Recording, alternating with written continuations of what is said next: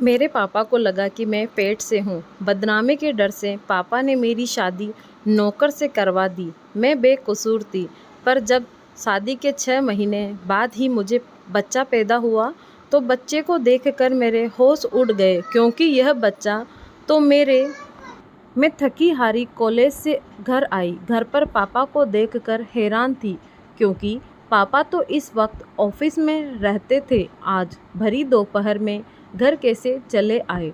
गर्मी और पसीने की वजह से मेरी हालत बहुत ख़राब थी।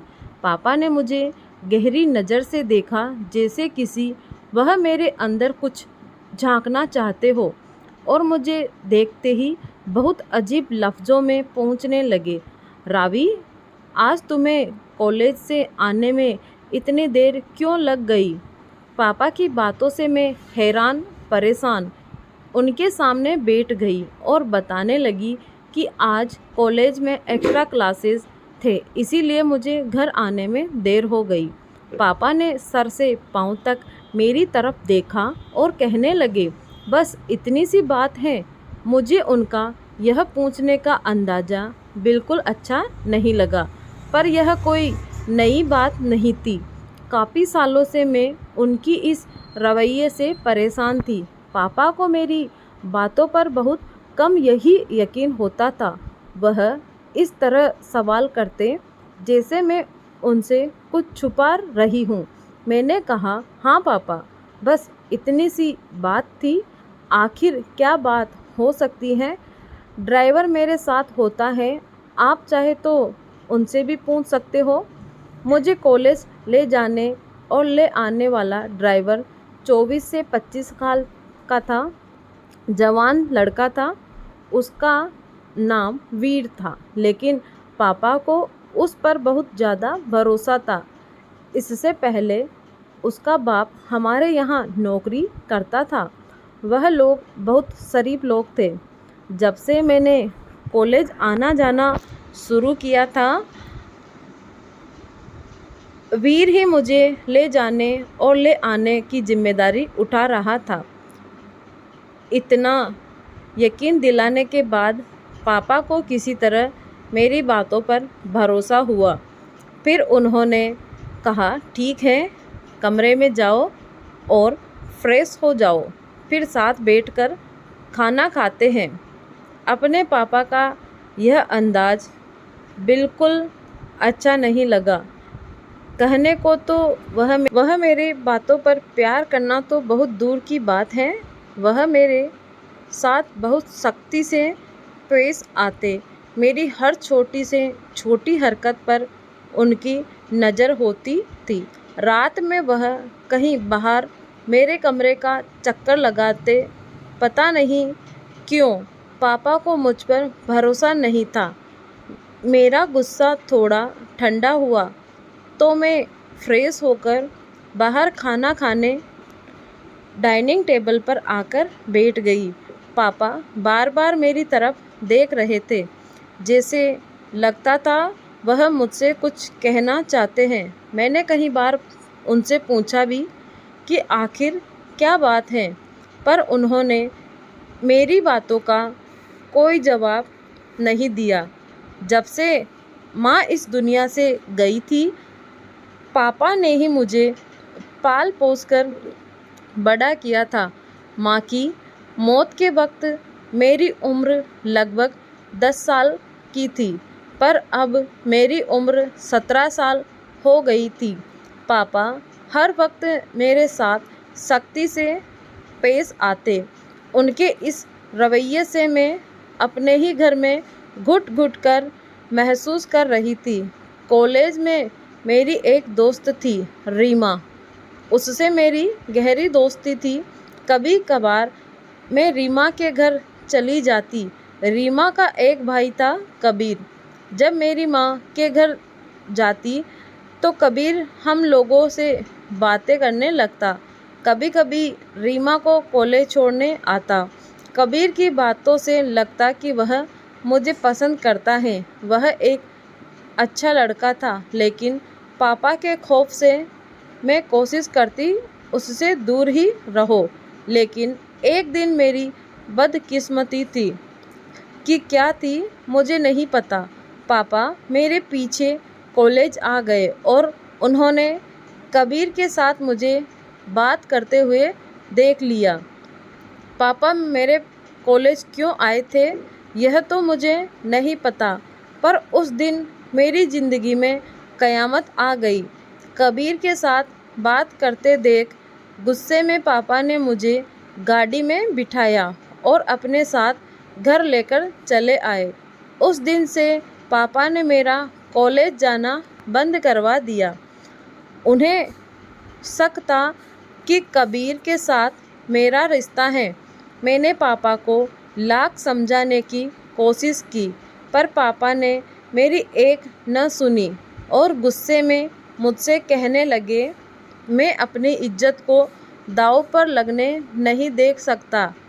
तुमने मेरे भरोसे को तोड़ा है।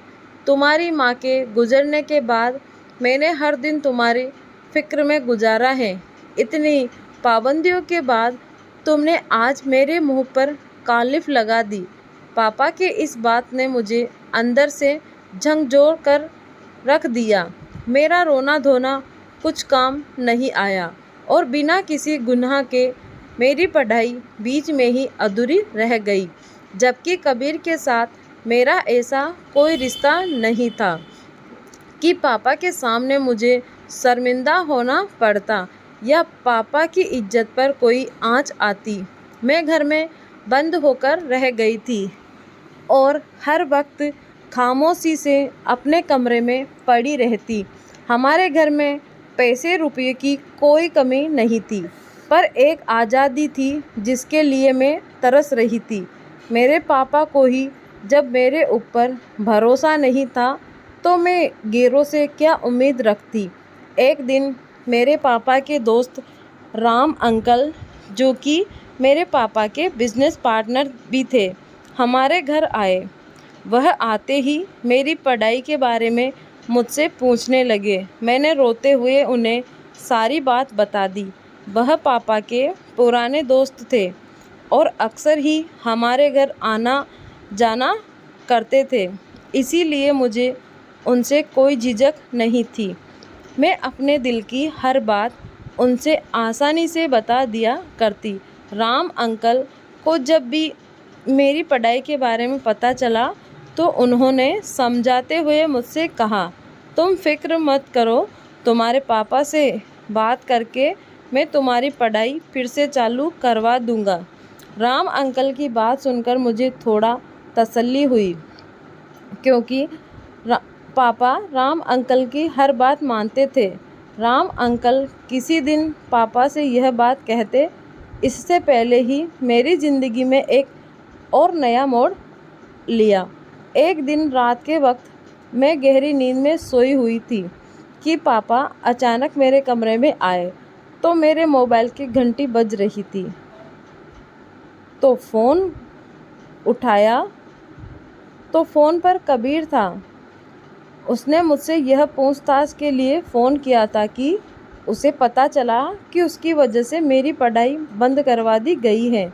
यह बात मेरी सहेली रीमा ने उसे अभी अभी पता चली तो उसे बुरा लगा और उसने तुरंत फ़ोन कर दिया, लेकिन पापा ने उस फ़ोन का भी गलत मतलब निकाल लिया। उन्हें लगा था कि मेरा कबीर के साथ वाकई में कोई गहरा रिश्ता है।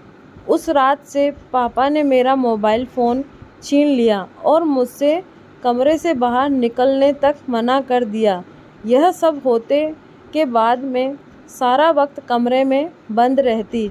कभी कभार राम अंकल आते तो मुझसे मेरे कमरे में मिलने चले आते। वह मुझे समझाते हुए कहते, बस कुछ दिन इंतज़ार कर लो, मैं तुम्हारे पापा को तुम्हारी पढ़ाई के लिए मना लूँगा। अभी इन सब बातों को 2 दिन भी नहीं हुए थे कि एक दिन पापा मेरे कमरे में आए और मुझसे कहने लगे, आज के बाद तुम मेरे कमरे में सोया करोगी। मैं जवान लड़की थी और मेरे लिए पापा के साथ सोना बहुत शर्म की बात थी। मैंने पापा से कहा, मैं अपने कमरे में ठीक हूँ। मेरी बात सुनकर पापा ने गुस्से में कहा, क्यों? रात के वक्त कमरे में तुमसे मिलने कौन आता है।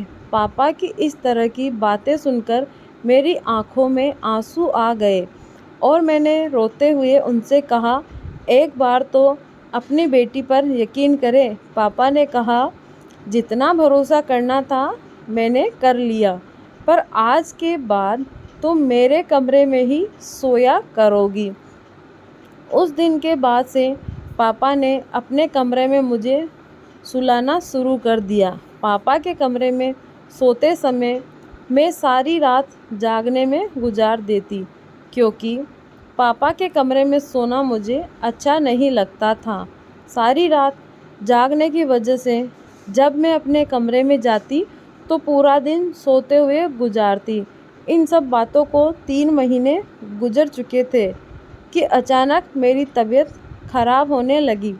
ऐसा लगता था कि मेरा सर भारी हो रहा है और मुझे चक्कर आ रहे हैं। पापा ने जैसे ही मेरी बिगड़ी हुई तबीयत को देखा तो उन्हें यकीन हो गया कि मैं प्रेग्नेंट हूँ। मेरी यह हालत देखकर पापा ने गुस्से में मुझसे कहा, देखा, तुम्हारे गलत काम का नतीजा हमारे सामने आ गया। जिस बात का हमें डर था वही हुआ। तुम उस लड़के से फ़ोन पर बातें ही नहीं करती थी, बल्कि हमारे ख़ानदान की इज्जत मिट्टी में मिला दी। अब हम कहीं मुंह दिखाने के काबिल नहीं बचे। पापा की यह बातें सुनकर मेरे सर पर आसमान गिर गया। पापा बदनामी के डर से ना तो मुझे अस्पताल ले जाना चाहते थे और ना ही मेरी किसी भी बातों पर यकीन कर रहे थे। यह सब होने के बाद पापा ने तुरंत फ़ोन कर राम अंकल को घर बुला लिया और उन्हें भी यह खबर इस तरह सुनाई कि मैं शर्म के मारे ज़मीन में धंस गई। राम अंकल भी यह खबर सुनकर परेशान हो गए और उन्होंने मेरी तरफ देखते हुए कहा, तापसी, पहले मुझे लगता था कि तुम्हारे बाप को गलतफहमी है, पर तुमने तो उनकी इज्जत मिट्टी में मिलाकर रख दी। एक बार भी अपने बाप के बारे में नहीं सोचा। राम अंकल ने मेरे पापा को मशवरा दिया कि अगर तुम्हें लगता है कि तुम्हारी बेटी ने वाकई में गलत काम किया है तो तुम रातों रात इसकी शादी करवा दो, ताकि इस बच्चे को पिता का नाम मिल जाए और यह बात ढकी छुपी रह जाए और तुम बदनामी से बच जाओगे। मुझे राम अंकल से इस तरह की उम्मीद नहीं थी। मुझे लगता था कि शायद वह मेरी बातों को समझेंगे।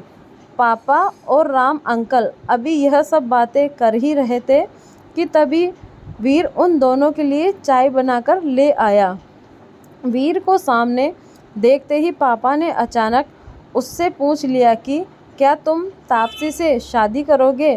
पापा की बात सुनकर मैं सदमे में आ गई कि पापा कैसे मेरी शादी एक नौकर से करवा सकते थे, जबकि मैंने कोई गुनाह भी नहीं किया था और ना ही मैं प्रेग्नेंट थी। वीर ने मेरी तरफ देखकर हकलाते हुए बोला, साहब, आप यह कैसी बातें कर रहे हैं। मैं तापसी मैम साहब, उससे शादी कैसे कर सकता हूँ। पापा ने वीर को समझाते हुए कहा कि अगर वह मुझसे शादी करेगा तो उसकी पूरी ज़िंदगी बदल देंगे, बल्कि उसके माँ बाप की सारी ज़रूरतें भी पूरी करवा देंगे। पापा के इतना समझाने के बाद वीर मुझसे शादी करने को तैयार हो गया और अगले 1-2 दिनों में ही शादी वीर से करवा दी गई। मैं चाहकर भी इस शादी को मना नहीं कर पाई और ना चाहते हुए भी वीर से शादी कर ली। पापा ने वीर को गिफ्ट में एक फ्लैट दिया। शादी होने के बाद वीर मुझे उसी फ्लैट में लेकर आया। वीर को मैंने अपनी पत्नी होने का हक नहीं दिया था। हम और वीर अलग अलग कमरों में रहते थे। मैं उससे ज़रूरत की बातें करती थी और अपने कमरे में बंद हो जाती। वीर को मुझसे कोई शिकायत नहीं थी। वह हर वक्त मुझे खुश रखने की कोशिश में लगा रहता। हमारी शादी को 2 महीने गुजरे।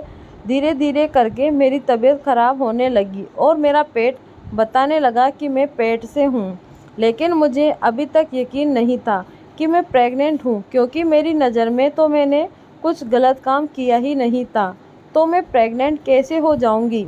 लेकिन जब डॉक्टर को दिखाया गया तो पता चला कि मैं 5 महीने से प्रेग्नेंट हूँ। यह सब देखकर मैं सन्न रह गई, क्योंकि जब मैंने कुछ किया ही नहीं था तो आखिर यह बच्चा मेरे पेट में कैसे आया। घर आने के बाद वीर अब पहले से ज़्यादा मेरा ख्याल रखने लगा। वीर मुझे हर वक्त खुश रखने की कोशिश करता। उसका इस तरह प्यार देखकर शायद धीरे धीरे मुझे भी उससे प्यार हो गया था, क्योंकि पहली बार मैंने अपनी ज़िंदगी में ऐसे शख्स को देखा जो मेरी हर बात मानता और बिना किसी स्वार्थ के मेरे आगे पीछे लगा रहता। वीर ने कभी भी मेरे पेट में पल रहे बच्चे के बारे में मुझसे कोई सवाल नहीं किया था। वह बहुत ही निस्वार्थ और नेक दिल इंसान था। जब से मुझे पता चला कि मैं 5 महीने से पेट से हूँ, तब से मेरे दिल में कहीं ना कहीं यह बात थी कि मेरे साथ जो कुछ भी हुआ है यह सब मेरे पापा ने ही किया है। क्योंकि जब से यह बच्चा मेरे पेट में आया था, शादी से पहले के वह 3 महीने हर रात में अपने पापा के कमरे में गुजारी थी। मेरे दिन कुछ इसी सोच विचार के साथ गुजर रहे थे कि कुछ दिन बाद मेरा 9वां महीना पूरा हुआ और मेरे पेट में दर्द होने लगा। मुझे जल्दी से हॉस्पिटल ले जाया गया। हॉस्पिटल जाने के बाद पता चला कि डिलीवरी का वक्त आ गया है। कुछ वक्त के इंतज़ार के बाद मैंने एक बेटे को जन्म दिया। डॉक्टर ने बच्चा दिखाने की कोशिश की तो मैंने मुंह फेर लिया। मैं उस बच्चे को देखना भी नहीं चाहती थी, जिसकी वजह से मेरी पूरी ज़िंदगी बर्बाद हो गई थी। वीर ने जब देखा कि मैं उस बच्चे से नफ़रत करती हूँ तो उसने उस बच्चे को प्यार से गोद में ले लिया और वही उस बच्चे का ख्याल रखने लगा। हॉस्पिटल से छुट्टी के बाद हम घर आ गए। वीर दिलो जान से मेरी और मेरे बच्चे को ख्याल रख रहा था। उसका यह अंदाज़ा देखकर मैंने बड़ी हैरत से पूछा, वीर, कैसे तुम एक नाजायज़ बच्चे को इतने प्यार से अपना सकते हो, जबकि तुम इस बात से पूरी तरह वाकिफ़ हो कि यह बच्चा तुम्हारा नहीं है। मेरी बात सुनकर फिर वीर कुछ देर के लिए खामोश हो गया और फिर कहने लगा, तापसी, मैं आपसे बहुत प्यार करता हूँ। आपसे जुड़ी हर चीज़ मुझे बहुत प्यारी है। यह बच्चा आपने पैदा किया है, इससे मुझे उतना ही प्यार है जितना कि आपसे। उसके मुंह से अपने प्यार का इस तरह इजहार सुनकर मैं दंग रह गई। बच्चे को पैदा हुए महीना होने वाला था, लेकिन अब तक मैंने बच्चे को गोद में नहीं उठाया था। वीर ही बच्चे का दिन रात ख्याल रखता। मैं अपने कमरे में बंद होकर अपने बदनसीबी पर आंसू बहाती रहती। मैं उस बच्चे को हरगिज़ अपनाना नहीं चाहती थी। एक दिन मैं अपने कमरे में बैठी हुई रो रही थी कि वीर मेरे पास आया और मुझसे कहने लगा, तापसी जी, मुझे आपका यह दुख देखा नहीं जा रहा। आपको जानना है कि यह बच्चा किसका है। उसके मुंह से यह बात सुनकर मैं हैरत भरे अंदाज में कहा, हाँ, मुझे जानना है, मुझे जल्दी बताओ। वीर ने कहा, मैं आपको सब कुछ बताऊंगा, पर इसके लिए आपको मुझसे एक वादा करना होगा। मैंने कहा, क्या? यही कि यह सच्चाई जानने के बाद आप इस बात को अपने दिल में दफन कर लेंगी और किसी को नहीं बताएंगे, क्योंकि यह बात किसी को पता चली कि बच्चा किसका है तो हमारे बच्चे के भविष्य पर बहुत बुरा असर पड़ेगा। और इसमें इस मासूम का क्या कसूर? मुझे किसी भी हालत में सच्चाई जाननी थी, इसीलिए मैंने वीर से वादा किया। ठीक है, जैसा तुम कहते हो मैं वैसा ही करूँगी। पर वीर के मुँह से सच्चाई जानने के बाद मेरे पैरों तले से ज़मीन खिसक गई, क्योंकि इस बच्चे का बाप वही इंसान था जिस पर मैं खुद से भी ज़्यादा भरोसा करती थी। मेरे बच्चे के पिता राम अंकल थे और राम अंकल यह सब मेरे पापा की प्रॉपर्टी हड़पने के लिए कर रहे थे। राम अंकल शुरू से ही मेरे पापा को मेरे प्रति भड़काने आते, क्योंकि मेरे पापा मेरे ऊपर भरोसा नहीं करते थे। वीर ने बताया कि एक दिन राम घर पर आए और वीर के सिवा घर पर कोई नहीं था। शायद उस दिन मेरे सर में बहुत तेज दर्द था और मैंने वीर से चाय बनाने को कहा। तभी अचानक राम आए और वीर को किचन में चाय बनाता हुआ देख वीर से पूछने लगा किसके लिए चाय बना रहे हो। जब उससे पता चला कि वीर मेरे लिए चाय बना रहे हैं तो उसने किसी बहाने से वीर को ज़रूरी काम के लिए बाहर भेज दिया और बोला, तुम जाओ, तापसी को चाय मैं दे दूंगा। वीर ने जब यह बात मुझे बताई तो मुझे याद आया कि एक दिन राम ही मेरे लिए चाय लेकर आया था। मुझे क्या पता था कि पिता समान होने के बावजूद वह मेरे साथ ऐसा करेगा। मैंने बेझिझक उसके हाथ से चाय लेकर पी ली और चाय पीते ही मुझे नींद आ गई थी। नींद नहीं बल्कि मैं बेहोश हो गई थी। वीर ने बताया कि उसे पता नहीं था क्यों कुछ अनहोनी का अंदेशा हो गया था, इसीलिए काम निपटाकर वह घर जल्दी आया। पर जब तक मैं आया तब तक राम काम कर चुका था और आपके कमरे से निकलते निकलते अपने शर्ट की बटन बंद करता हुआ अपने घर चला गया। तब से मैं राम को आपके पापा की बातों पर ध्यान देने लगा। ज़्यादातर राम आपके बारे में आपके पापा को भड़काता। मैं चाहता तो यह सारी बातें आपके पिता को बता सकता था, लेकिन मुझे पता था कि मुझ जैसे नौकर की बातों पर कौन भरोसा करेगा। पर मैं आपके साथ जब आपके पापा सख्ती से पेश आते तो मुझे बहुत बुरा लगता। तापसी जी, भले ही मैं आपके घर का नौकर या ड्राइवर था, पर आपके साथ ऐसा होता हुआ देख मेरा दिल तड़प उठता। बल्कि यूँ कहे कि आपकी परेशानी देखकर शायद मुझे आपसे प्यार हो गया था। और इसीलिए जब उस दिन आपके पापा ने मुझसे पूछा कि तुम तापसी से शादी करोगे तो मैं बेझिझक तैयार हो गया, क्योंकि मुझे बहुत पूरा विश्वास था कि मैं आपको अपनाने के साथ साथ आपके बच्चे को भी अपना लूँगा, क्योंकि मैं आपसे दिल से प्यार करता हूँ। और इन सब में इस मासूम का क्या कसूर था, इसे सज़ा मिले। मैं और वीर अभी यही सब बातें कर रहे थे कि मेरा बेटा जो गहरी नींद में सोया हुआ था उसकी आंखें खुल गई और वह रोने लगा। वीर ने ज़बरदस्ती बच्चे को मेरी गोद में डाल दिया। ममता से मेरा दिल तड़प उठा और मैंने उसे सीने से लगा लिया और फूट फूट कर रोने लगी।